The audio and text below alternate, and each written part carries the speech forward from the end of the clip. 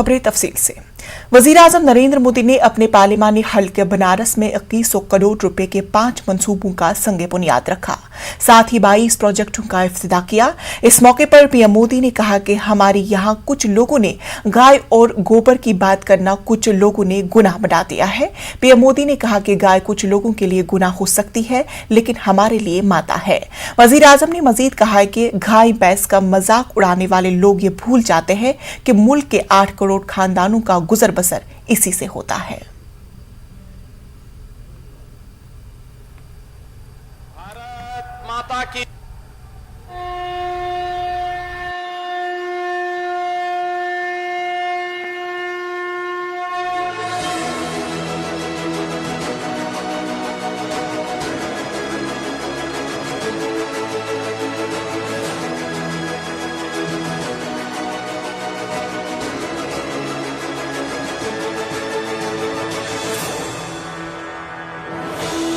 कि 6-7 वर्ष पहले की तुलना में देश में दूध उत्पादन लगभग 45% बढ़ा है,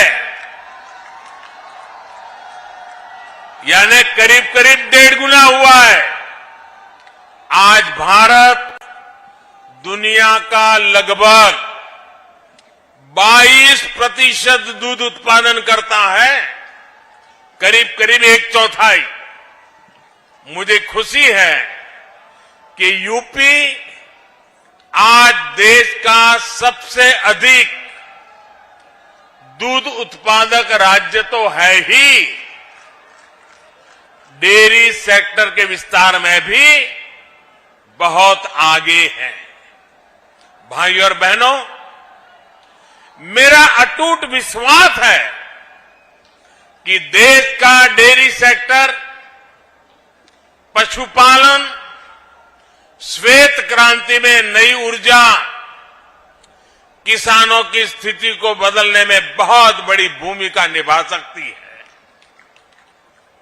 इस विश्वास के कई कारण भी हैं।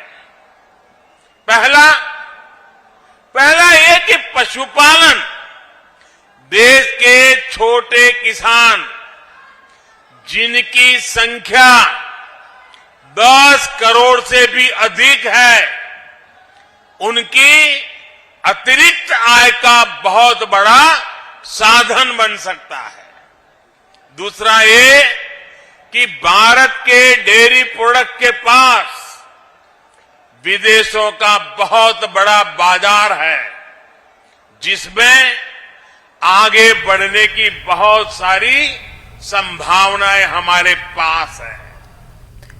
लुधियाने की अदालत में हुए धमाके के नतीजे में 2 शख्स हलाक हुए, जबकि 4 जख्मी हो गए हैं। धमाके दूसरे मंजिल पर रिकॉर्ड रूम के नजदीक हुआ। लुधियाने के पुलिस कमिश्नर का कहना है कि चंडीगढ़ से हम बम नाकारा बनाने वाले दस्ते और फॉरेंसिक टीम को भी तलब किया गया। उन्होंने कहा कि घबराने की कोई बात नहीं है। मरकजी वजारत दाखिला ने पंजाब हुकूमत से इस सिलसिले में रिपोर्ट तलब की है। वहीं पंजाब कांग्रेस के सदर नवजोत सिंह सिद्धू ने इसको साजिश का हिस्सा बताया। बाथरूम है, उत्थे कॉमन बाथरूम है, नाल रिकॉर्ड रूम है जो पब्लिक वास्ते है।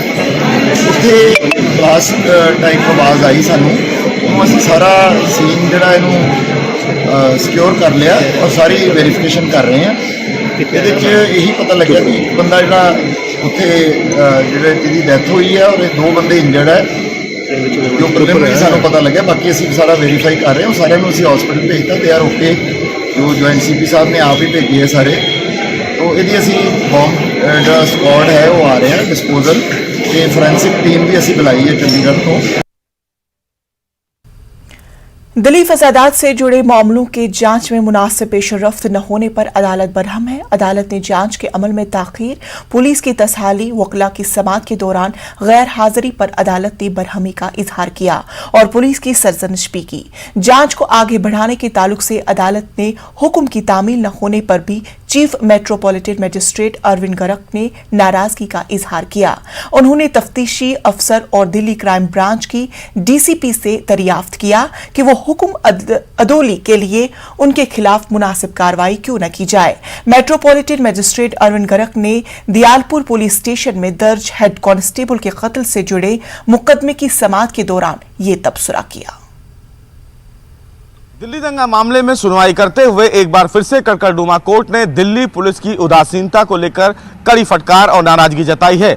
मामले की सुनवाई करते हुए कड़कड़डूमा कोर्ट ने कहा कि मामले की सुनवाई के दौरान सरकारी वकील तो कोर्ट में मौजूद हैं, लेकिन जांच अधिकारी या संबंधित अधिकारी के मौजूद ना होने की वजह से केस का निपटारा करने में काफी दिक्कतों का सामना करना पड़ रहा है। कड़कड़डूमा कोर्ट ने यह भी कहा कि ऐसे कई मामले देखे गए हैं जब दिल्ली पुलिस का रुख इस पूरे मामले को लेकर उदासीन ही रहा है। बहरहाल मामले की सुनवाई करते हुए कोर्ट ने इस पूरे मामले में यह भी कहा है कि अगली सुनवाई के दौरान दिल्ली पुलिस के जांच अधिकारी और सरकारी वकील कोर्ट में मौजूद होंगे तो ही आगे इस पूरे मामले की कार्रवाई की जाएगी। दरअसल दिल्ली दंगा से जुड़े एक मामले की सुनवाई कोर्ट कर रहा था, जिसमें जलालुद्दीन जो इस मामले में आरोपी हैं उनको लेकर एक स्पष्टीकरण मांगा गया था, जिसको लेकर दिल्ली पुलिस वो स्पष्टीकरण कोर्ट में नहीं दे पाई, जिसके बाद कोर्ट ने यह नाराजगी जताई है। बहरहाल कोर्ट ने इस पूरे मामले में दिल्ली पुलिस को यह समय दिया है और यह कहा है कि इस पूरे मामले की अगली सुनवाई के दौरान जांच अधिकारी जो हैं वो कोर्ट में मौजूद हो, और कोर्ट ने दिल्ली पुलिस को यह भी नसीहत दी है कि कोई भी मामला हो, दिल्ली दंगा का मामला हो, उस दोनों मामलों में कहीं ना कहीं दिल्ली पुलिस के जांच अधिकारी और कोर्ट में सुनवाई के दौरान जो सरकारी वकील हैं वो मौजूद रहें, ताकि मुकदमों का निपटारा जल्द से जल्द किया जा सके। कैमरामैन गौरव गिरी के साथ सुशील पांडे, न्यूज़ 18 दिल्ली। कोविड की सूरत-ए-हाल पर तेलंगाना हाईकोर्ट में समाअत हुई। अदालत ने ओमिक्रॉन वेरिएंट की तेजी से फैलने की तनाजुर में साल नौ और क्रिसमस की तकारीब पर पाबंदियां आयद करने की हिदायत दी। अदालत ने अंदरूनी 2 यौम इस सिलसिले में अहकामात जारी करने तेलंगाना हुकूमत को मशवरा दिया। अदालत ने रियासती हुकूमत और पुलिस को हिदायत दी कि वो अवाम को ग्रुप्स की शक्ल में जमा होने से रोकने के लिए इक़दामात करे। नए साल और संक्रांति के मौके पर हुजूम को रोकने के नज्म करे। तेलंगाना हाईकोर्ट ने हिदायत दी कि दूसरी रियासतों से आने वाले लोगों के लिए इसी तरह से हवाई अड्डे पर मुनासिब इम्तिहानात कराने के इंतजामात भी किए जाए।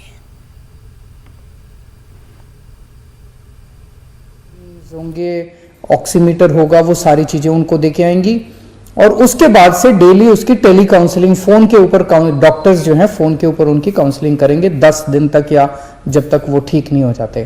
तो होम आइसोलेशन, इसके लिए जो भी एजेंसीज हायर करने की ज़रूरत है उसको 1-2 दिन के अंदर हम सारी एजेंसीज को हायर कर लेंगे। ये आज मैंने आदेश दे दिए हैं। तो होम आइसोलेशन को हम काफ़ी स्ट्रॉन्ग करने जा रहे हैं। जैसे टीम्स जो जाएंगी घरों में, अभी हमारी सरकार में कैपेसिटी केवल 1000 केसेस पर डे की कैपेसिटी थी, 1100 केसेस पर डे की। आज जब मैंने मीटिंग ली, इसको हम 1 लाख केसेस पर डे की कैपेसिटी तक ले जा रहे हैं कि अगर 1 लाख घर भी डेली विजिट करने हुए तो हम उसको कर पाएंगे। मैन पावर की इसमें ज़्यादा ज़रूरत पड़ेगी। जो सुनने में आ रहा है दूसरे देशों से कि मैन पावर की काफ़ी कमी हो जाती है क्योंकि केसेस बहुत ज़्यादा होते हैं, तो सफिशेंट मैन पावर का इंतज़ाम किया जा रहा है। 2 महीने के लिए मेडिसिन का स्टॉक तैयार किया जा रहा है, वो अगले कुछ दिन के अंदर खरीद लिया जाएगा। 2 महीने के लिए हमारे पास दवाइयों का स्टॉक रहेगा, उसकी कमी नहीं होनी चाहिए। पिछली बार ऑक्सीजन की कमी हो गई थी, उसका भी पूरा इंतज़ाम किया गया है। सबसे ज़्यादा दिक्कत पिछली बार ये हुई थी कि केंद्र सरकार हमें अगर ऑक्सीजन अलॉट भी कर रही थी दूसरे राज्यों से, तो उस ऑक्सीजन को ट्रांसपोर्ट करने के लिए हमारे पास ट्रक नहीं थे, क्योंकि दिल्ली सरकार को ज़रूरत नहीं पड़ती ऐसे ट्रक्स की। लेकिन इस बार हम 15 ट्रक्स, अगले 3 हफ्ते के अंदर 15 ट्रक्स ऑक्सीजन के हमारे पास टैंकर्स जो हैं वो डिलीवर हो जाएंगे और इसकी भी दिक्कत नहीं होनी चाहिए।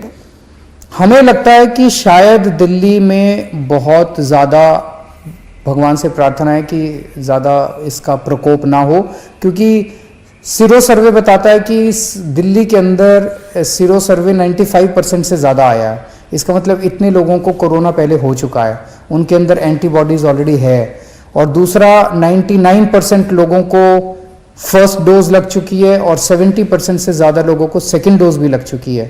तो इन परिस्थितियों को देखते हुए बहुत ज़्यादा प्रकोप होना तो नहीं चाहिए, लेकिन अगर होता है तो चिंता करने की बात ज़रूरत नहीं है। हम सब साथ हैं, दिल्ली सरकार आपके साथ है, दिल्ली सरकार पूरी तरह से तैयार है। Thank you. तेलंगाना में ओमिक्रॉन के मामले में अचानक इजाफा रिकॉर्ड किया गया है। बुध को तेलंगाना में 14 मामले सामने आए हैं। रियासत में ओमिक्रॉन के मामले 38 हो गए हैं। महकमा सेहत ने कहा कि तेलंगाना के जिला राजनाथ सिरी सैला के मस्ताबाद जोन के गोडम गांव में 14 ताजा मामले दर्ज किए गए हैं। बताया जा रहा है कि एक शख्स के हाल ही में दुबई से गोडियम आया था। इसमें ओमिक्रॉन की तशखीस हुई थी। इसके राबिते में आने वाले उनकी वालिदा और अहलिया का भी कोरोना मुस्बत पाया गया है। इसी पस मंजर में गांव के लोगों ने आलमी वबा को मजीद फैलने से रोकने के लिए एक बड़ा फैसला किया। गांव वालों ने रजाकाराना तौर पर 10 दिन के लिए लॉकडाउन का ऐलान किया। गांव के लोगों ने फैसला किया कि वो बिला जरूरत बाहर नहीं जाएंगे और बाहर के लोगों को गोडियम में दाखिला नहीं दिया जाएगा। बताया जा रहा है कि मुतासरा नारायणपुरा में एक चैरिटी प्रोग्राम में हिस्सा लिया। इसके बाद हुकाम ने 53 अफराद के नमूने इकट्ठे किए और उन्हें घरों से बाहर न निकलने की हिदायत दी।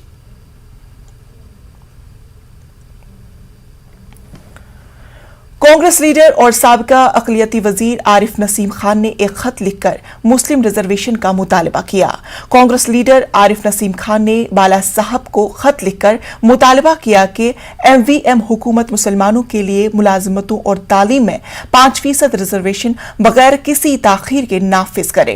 कांग्रेस NCP हुकूमत के दौर में मुसलमानों को 5% रिजर्वेशन दिया गया था, लेकिन बीजेपी हुकूमत के दौर में इस मामले में ऑर्डिनेंस नहीं लाया गया और ये रिजर्वेशन मुस्लिम समाज को नहीं दिया गया।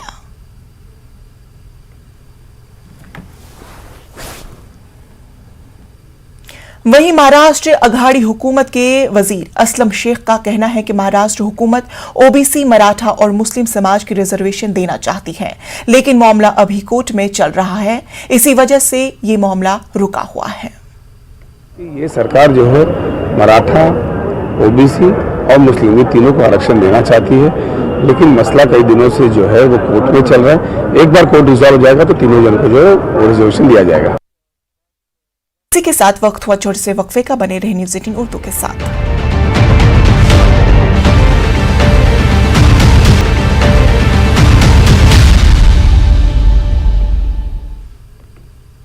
ब्रेक के बाद इस्तकबाल। Munger ANM training institute Tarapur के अहाते में चरागाह और हल्फ बर्दारी की तकरीब का इनेकाद किया गया। प्रोग्राम की सदारत इंस्टीट्यूट के प्रिंसिपल इंचार्ज नईमा खान ने की। प्रोग्राम का इफ्तिताह मेहमान खुसूसी सिविल सर्जन मुंगेर ने किया। नर्सों की काविशों को सराहा गया और ज़ेर तरबियत तलबा के रोशन मुस्तकबिल की ख्वाहिश का इजहार भी किया गया।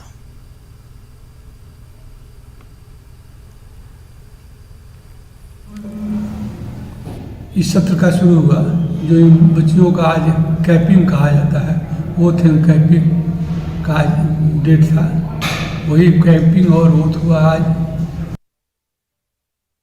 दिल्ली के जवाहरलाल नेहरू स्टेडियम में हुनर हाट का इनाकाद किया गया। 23 दिसंबर से 5 जनवरी तक इस हाट का एहतिमाम किया गया। लोग कोरोना वबा के बीच इसे एक खूबसूरत कदम करार दे रहे हैं और हुनर हाट से लुत्फ अंदोज भी हो रहे हैं।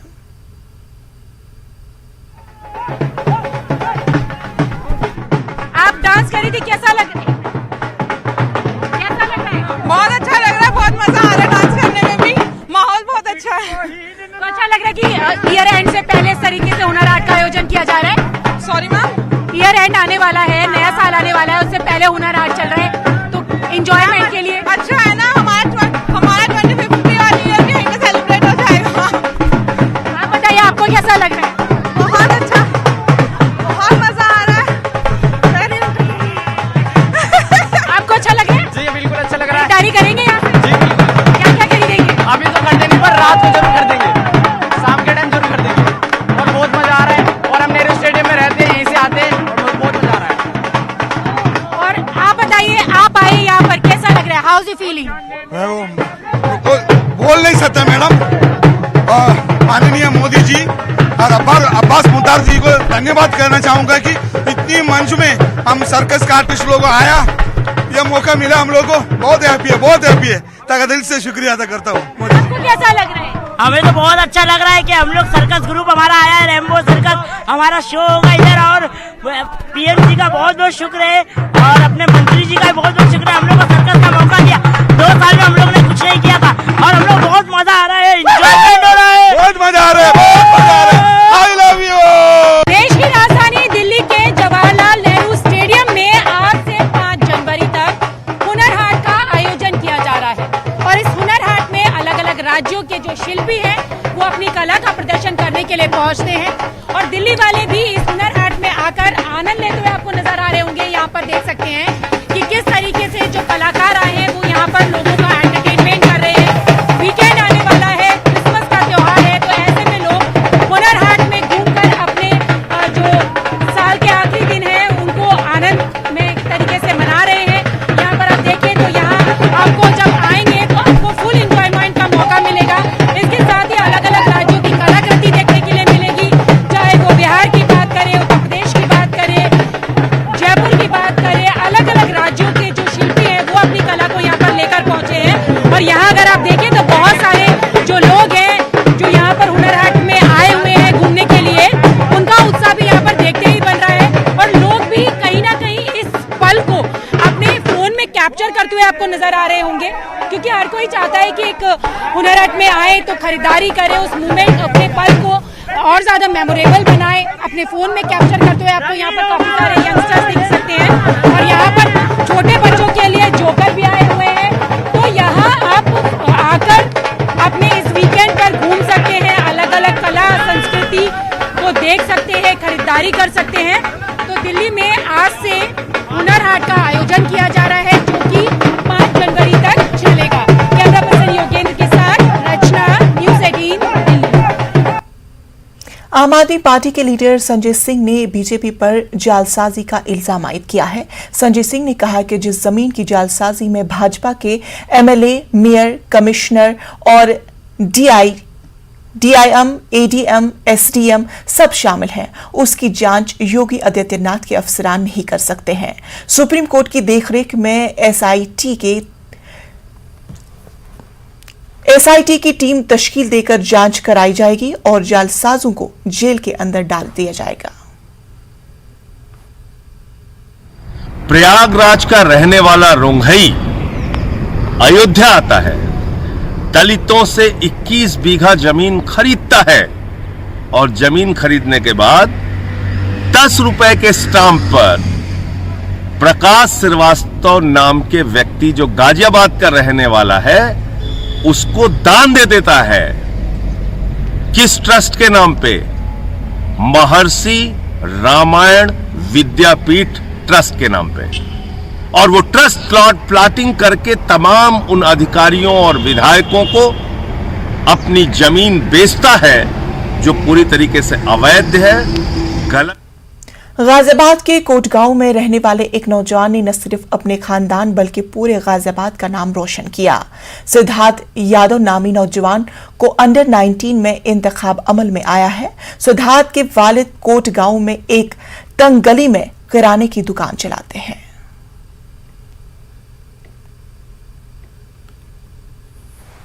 सिद्धार्थ की जर्नी सर 3 साल की उम्र से हुई थी और लगातार मैं 2-3 घंटे उसे देता था और 16 साल तक की उम्र तक मैंने उसके साथ जो है संघर्ष किया है। उसके बाद मेरी मुलाकात कानपुर में अजय यादव जी से हुई जो TNM क्रिकेट एकेडमी के संचालक हैं। उनसे ही मैंने राय ली थी कि मुझे एक अच्छे कोच की जरूरत है, क्योंकि जो मैंने इसको देना था वो दे दिया है, लेकिन जो निखार आएगा वो एक अच्छा कोच ही दे सकता है। तो उन्होंने मुझे सजेशन किया कि आप अजय शर्मा जी जो फॉरेनर क्रिकेटर हैं उनसे आप आइए मेरी एकेडमी में, वो आते हैं। तो मैंने सर उनकी एकेडमी में गया। अजय शर्मा जी ने जब इसको देखा तो बोला कि हाँ ये बढ़िया खिलाड़ी है। अच्छा, बचपन से शैतानी भी करता था? शैतानी तो करता था, हाँ। लेकिन खेलने में इसकी बड़ी रुचि थी। अच्छा। इसका योगदान जो है श्रवण कुमार का ज्यादा था। शुरू से ही वो उसकी भी रुचि खेलने में थी। गरमालिया 3 दहाइयों से जायद अरसे से वॉश और मेंस्ट्रुअल हेल्थ मैनेजमेंट सेक्टर में काम कर रहा है। ये तमिलनाडु के चंद ब्लॉक्स में शुरू हुआ था और अब तमिलनाडु, केरल, आंध्र प्रदेश, तेलंगाना, कर्नाटक और पौंडीचेरी में मौजूद है। गरमालिया ने 6 लाख से जायद इनफरादी घरेलू बैतुल खुला को फरोग दिया है।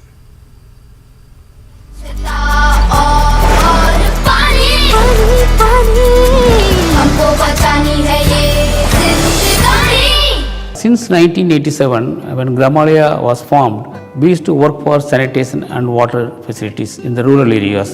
In the year 2000, we started working in the urban areas, where we come across several slums in the areas lacking basic sanitation facilities, as well as safe drinking water problems.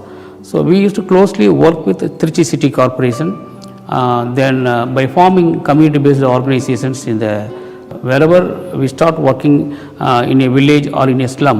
Our major program was implemented through the community-based organizations. That is called the SHE teams, sanitation and hygiene education teams, or self-help groups, or washman committees. Gramalia could be able to construct more than 6 lakhs toilets, individual household toilets in South India. Also, we have mainly worked for providing safe drinking water supply to the rural households, where we could reach more than 36,000 households with safe drinking water taps connection. So these were all the activities we have mobilized from the local government support as well as central government support in different schemes. During the Kerala floods, Gramalia worked in 5 districts of Kerala with UNICEF support. Our major activities was there, rejuvenation of the drinking water wells, as well as retrofitting of individual household toilets affected by the floods.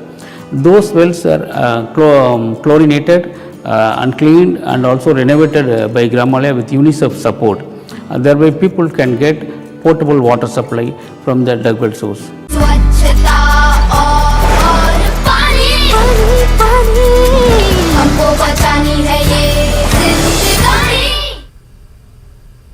गरीबों और जरूरतमंदों की मदद का खूबसूरत मंजर बंगलुरु के बरकत हिलाल में देखने को मिला। मारूफ समाजी कारकुन निसार अहमद की कोशिश से मुफ्त तिबी कैंप मुनाकिद किया गया। लायंस कैंप के ताउन से हुए इस कैंप में आंखों की जांच, मुफ्त ऐनकों की तकसीम, बीपी और ज़ायबिटीज के मरीजों में दवाइयों की तकसीम अमल में आई। प्रोग्रेसिव पीपल्स ऑर्गेनाइजेशन और चंद दीगर तंजीमों ने इस कैंप के इनेकाद में हिस्सा लिया।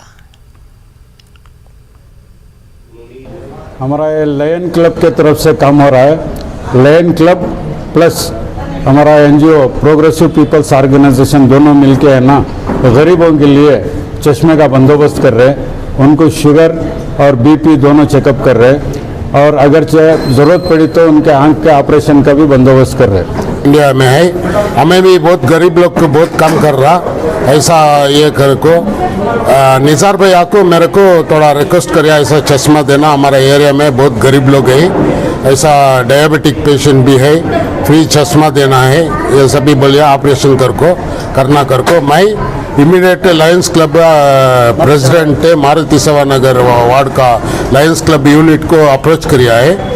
वो लोग बहुत कोऑपरेशन करको इतना तक आपको काम करको दिलाया, उन लोग को बहुत धन्यवाद है, आपको भी बहुत धन्यवाद है। For the last 5 months, our district alone has conducted more than 14,000 vision screenings and conducted 1,200 IOL operations free of cost. We have also distributed 128 Titan Braille watches, 150 white canes for the visually impaired people, in addition to 14,000 to 15,000 diabetic screening. So we are also doing a lot of service activities in terms of environment protection, wherein we are planning